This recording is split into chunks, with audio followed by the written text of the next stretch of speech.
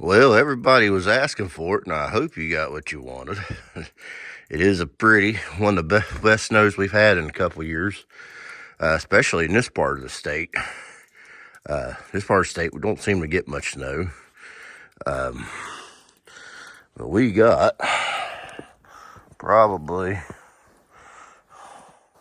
I don't know, maybe 4.5, maybe 5 inches there. Yeah, probably about 5 inches of snow right here in the yard.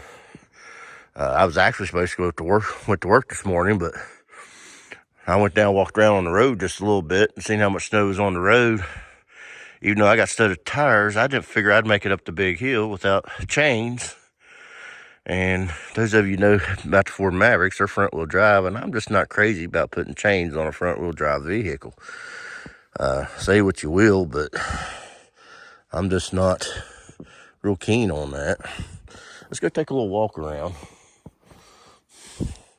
I might come out here and plow this a little bit later. Not sure yet. Get the tractor started and stuff. I might come out here, scrape at least the top layer off here. We had a little bit of snow the other day, and I got out in it pretty good with some snow tires, but there's a little bit of different type of snow and a little deeper. Neighbors then got out in it a little bit. I just walked around in it. That's all I did. But, this is a 2-lane road, and it hadn't even been touched by the plow, I don't think.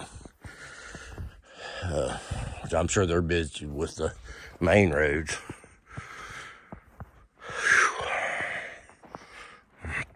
I'm just glad it's not as cold as it was earlier in the week. That one day we had a -6 degrees. And I tell you, that was a rough day. So, luckily we hadn't had no frozen water pipes or nothing, which we got a little electric heater we put underneath the house.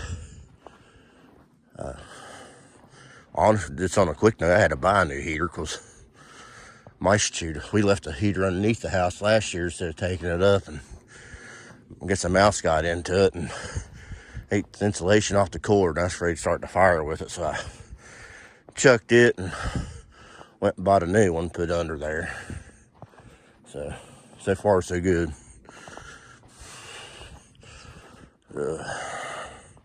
Here's where we turn into the lower field down here. And those of you know, we don't have a real big property. We just have what we have, which we don't raise nothing but chickens on it. Look at I just had snow on the lens. See if I can get that off here. Old chicken tractor my father-in-law built. We used her for a while until it started falling apart. I don't know if I'm gonna try to fix that or not. It does make a pretty good little stationary spot when you just got a handful of chickens. But we got too many chickens for that thing to handle anymore. Don't ask me how many I got because I've lost count. We've lost a good bit, but still. Man, this snow's even deeper down here. It's up past my ankles down here in the field. So up above my ankles in them rubber boots. It's fun just to go walk around this stuff sometimes. We did have bigger animals in here at one point. My father-in-law used to keep horses and miniature horses and mules down here and goats and stuff when me and my wife first got married. And then we've had goats in here. I've actually had a couple cattle in here at one point. This field's really not big enough for that, but it was just for a short time.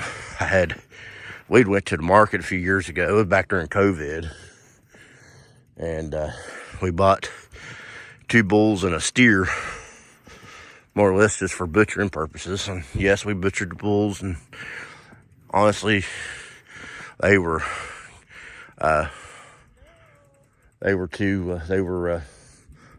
They were tender and just stuff, just like you expect. It wasn't real gamey like some people will tell you they'll be. They was actually really good. We took one bull straight to the butcher, and then the other bull we stuck here in this field with the calf. Then a couple weeks later, I sold the bull to my father-in-law. He bought it and had it butchered the same way we did ours. And then we raised a little steer calf.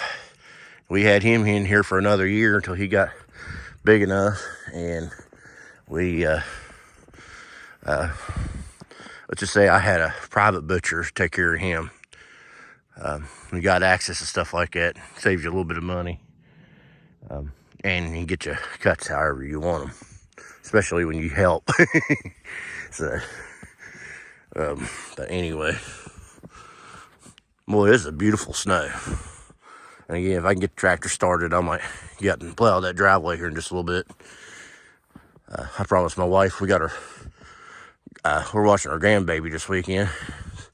I'm gonna go in there and put him in his walker, and I'm gonna cook breakfast and stuff while she gets to let her sleep a little bit longer. And he was up there a good bit of the night, up and down quite a bit actually. So I think he's teething pretty good and it's bothering him. But anyway, I'm gonna go back in the house and I'm gonna cook some breakfast and watch the grandbaby for a little bit, and I might come back out here and scrape the driveway if my neighbor don't get to it first, and because I think it definitely needs scraped. So anyway, we'll see y'all again here in just a little bit.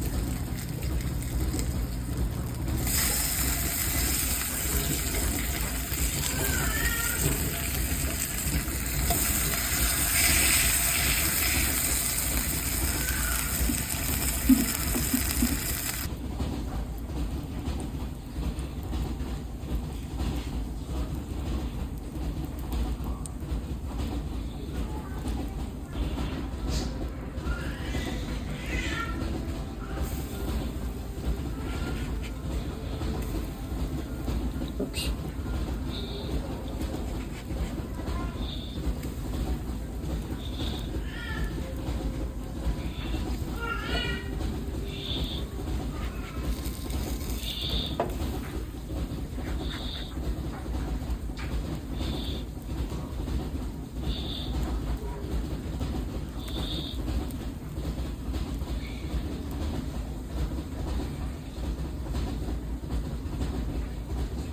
Yelling.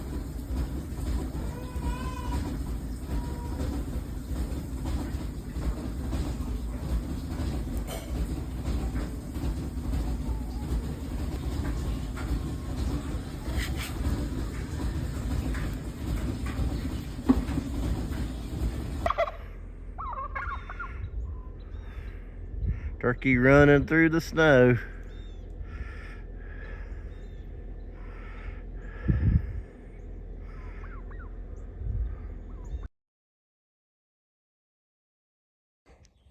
Well, I'm gonna count this as a fail as far as going to get the road scraped a little bit. My battery so far is gone. I've had to jump it about 3 different times so far. And in this type of weather, it's just going to keep happening. I got a bad battery. I'm just, because the type of load I'm going to have when I start scraping, especially with this wet snow like this, gasoline tractor, I'm probably just going to stall out again. So until I get a new battery, and I'm going to have to get some new cables too, because my cables are so loose and they won't tighten up anymore, so they're really not getting good connection either. So I'm supposed to work tomorrow, so I think what I'm gonna do is after work I'm gonna run over batteries plus, see how loose that is, and that won't tighten up no more, and it's gonna keep rolling. The same way as the one in the back. I think the connectors are just wore out. But I'm gonna run over batteries plus and have them order me an 8-volt. And you might ask why an 8-volt? Well, that's a poor man's way of a 12-volt conversion. And a lot of people with the 6-volt batteries, what they'll do is they'll, if you can't afford the 12-volt conversions, you get the 8-volt. And what happens is on the 8-volt, the 6-volt charging system will still charge it, but you'll have more starting power. And it's really, and it's not going to affect your gauges and stuff either. So I'm just going to go over there and I'm going to do that. And it was kind of funny. I thought my worst problem was going to be, and I ran into an issue. I was trying to take the bush hog off, and I couldn't get it loose from the drive shaft off. And I had to work on that probably 15 minutes. Finally had to pry it off just to get it off. But I finally got it off. So I think there's definitely going to be some oil and stuff in that in the future. But that happens when you just let stuff. It should be in the barn, but I really don't have it cleaned out to put in there right now. And I need to do that or build another shelter for it, which I can't afford to do right now. So, but anyway, it's a beautiful day out. So I think we're going to leave it at that. And you guys stay tuned. Hopefully I'll have another video posted soon. What I was going to tell you guys before, hold on. If y'all remember in my previous video, I mentioned I was going to do a change in the way I do my videos, and I'm no longer doing my videos on Saturdays anymore. I'm pretty much just going to be sending them out when I can get them out, mainly because of my work schedule. I hadn't been able to get one out in the last couple of weeks, and that's just because, life happens. I'd actually started on another video, had to do with something I got through my poultry fence, put a big hole in my poultry fence, and I hadn't got rid of those videos. I'm going to keep on. That's going to be some video I'm going to put up at a later time, because there's some stuff I got to do there to get everything fixed in the way I need to. In the meantime, I kind of got stuff locked up in the barn to where they can't get out, keeping them safe. And so far, it seems to be working pretty good.